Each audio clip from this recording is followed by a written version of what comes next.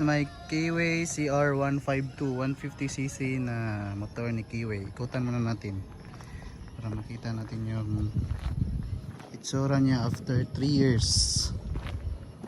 3 years na sa akin tong motorsiklo na to. Nakuha ko siya noong January 2021.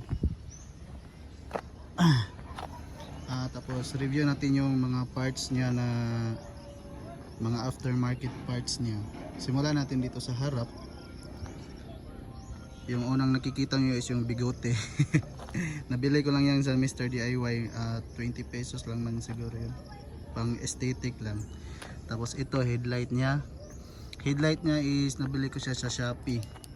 Nga pala, lahat ng parts nito, halos lahat ng parts or lahat talaga ng parts is galing ng Shopee, Shopee Finds. Simulan natin dito sa headlight niya. Ito yung parang MDL na maliit. Tapos may built-in fan yan. Plug and play lang po yan. Kung ano yung socket ng stock na bulb, ganyan din yung socket niyan. Plug and play lang. May fan siya sa loob. Matagal na to sa akin. Matagal tong nasira. Hanggang ngayon goods pa rin yung buga ng ilaw niya. Tapos ito mini driving light from TDD. Itong mini driving lights bigay ito sa akin. Binigay sa akin. Tapos ako lang yung nag-wiring niyan. Binilahan ko lang ng 3-way switch. Tapos noon nakakabit tong TDD ko dito sa gilid, dito ko kinabit. Tapos parang bulky siya, nilipat ko siya dito. May provided naman ng mga bolts, tapos binalik ko yung mga reflector. Next yung nakita dito is ito, signal light. Minimalist na signal light. Galing po yan sa Shopee din, nakita ko sa Shopee. Next is ito, bar and side mirrors. Shopee Finds lang din. Nabili ko sa Shopee. Ilagay ko na lang yung mga price sa screen. Ito putol to kasi may mga minor accidents ako dito. 2 beses. Next na aftermarket natin is yung busina. Single tone na snail horn. Kasunod niyan is yung rims.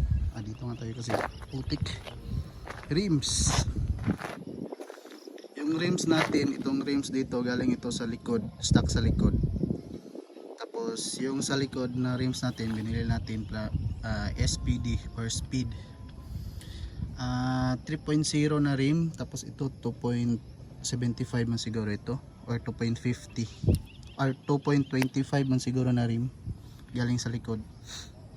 Tapos yung tires niya is Westlake, from Westlake. Itong tire ko sa harap matagal na to. Yung kasama niya binili ko na sa likod, pudpud na, bago itong sa likod na Westlake. Ang size is 130/70-17. Sa harap is 170/17. Yan.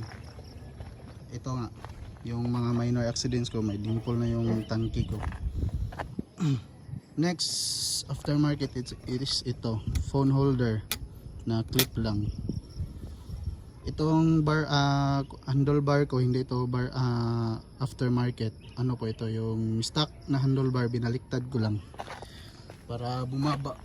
Ganito, bumaba siya kasi yung stock na handlebar medyo mataas, hindi siya cafe racer tingnan. Tapos next na modification our aftermarket is ito, chain, DID gold chain na o-ring type. Bago ko lang nakabit yan nitong buwan na to, February. Kasi yung stock na chain ko 3 years na stretch kasi siya. Tapos pumapatong na siya sa ngipin ng sprocket ko.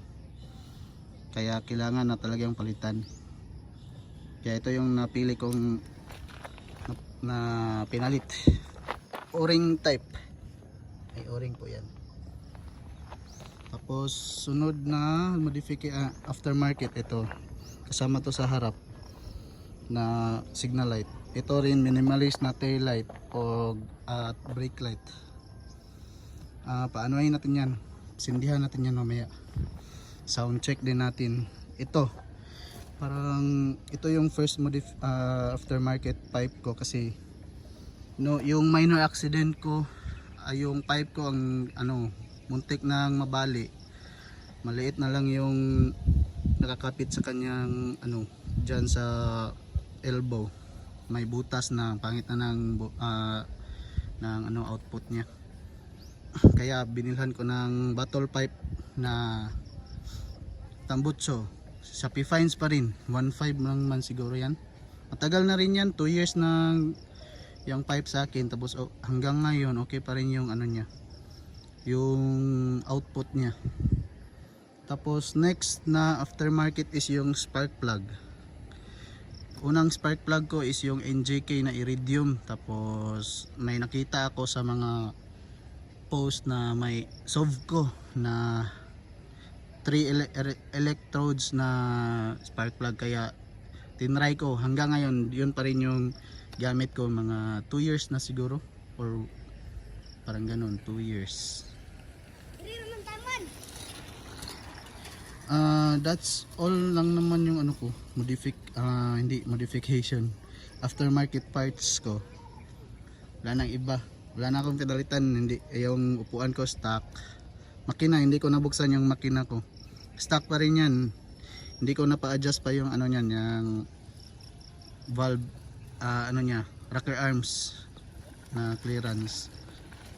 Tapos yung niyan, carb, hindi pa yan nalinisan. Wala akong major problem dyan sa makina. Yung problema lang nito nung nasa sa akin to, yung battery. Ang pangit ng mga battery na nabili ko na pinalit ko dyan. Ngayon yung battery, meron pa pala. Battery ito ngayon is lithium. Yung magaan, maliit lang, magaan. Lithium battery yung nakakabit dyan sa kanya. Magaan na. Tapos maganda naman yung performance. Sound check natin, tapos tingnan natin yung odo. Ilan yung odo for 3 years. Meron ng 31,380. Yan yung odo nya. Start natin para makita natin yung mga ilaw. Ay, hindi naka neutral. Yung neutral light pala nito sira. Merong oras na gumagana, meron ding hindi gumagana.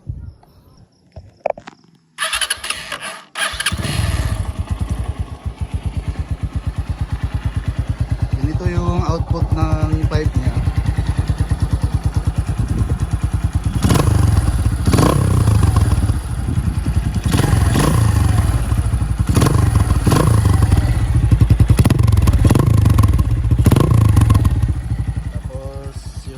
Niya, ito yung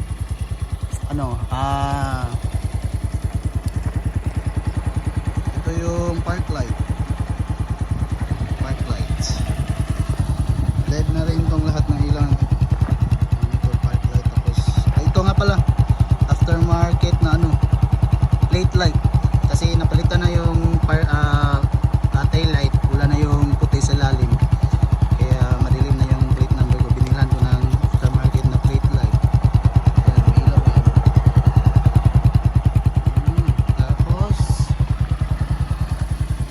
Natin yung signal light. Yung signal light ko may hazard, nilagyan ko. I-activate ko muna yung hazard, yung signal light na left or right kahit saan. Tapos i-click ko ito para hazard. Yan yung hazard. Ito pa yung output ng signal light. Kahit maliit, malakas. Ayun natin. Sa likod naman, dito muna sa harap yung headlight. Yan yung headlight ko. Low is yellow. Ang high naman,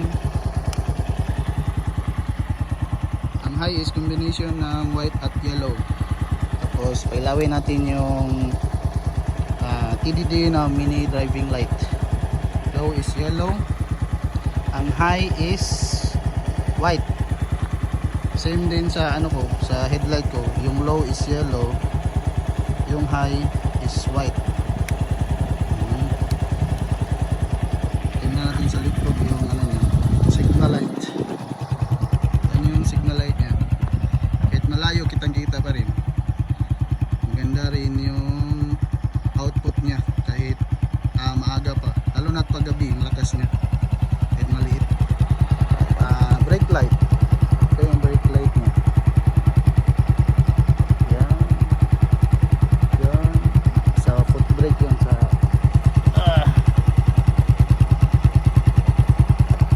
yan yung sa handbrake. Ewan kung nakita ba. Yun lang naman. Ito yung ano, single tone na horn. Yun lang naman. After 3 years na sa akin tong motor na to for 31,000 odo, goods na goods pa rin. Hindi ako binigyan ng sakit sa ulo. Yung shock nya palitin na rin kasi bumabasa na dito. May basa na dyan. Yun, basa na to. Tumutok na yung shock dito. Kaya papalitan na rin ito yan. Shopee pa rin. Most probably or preferably yung gold na, may gold na shock para terno siya sa gold chain ko at doon sa front caliper. That's all po. Thank you.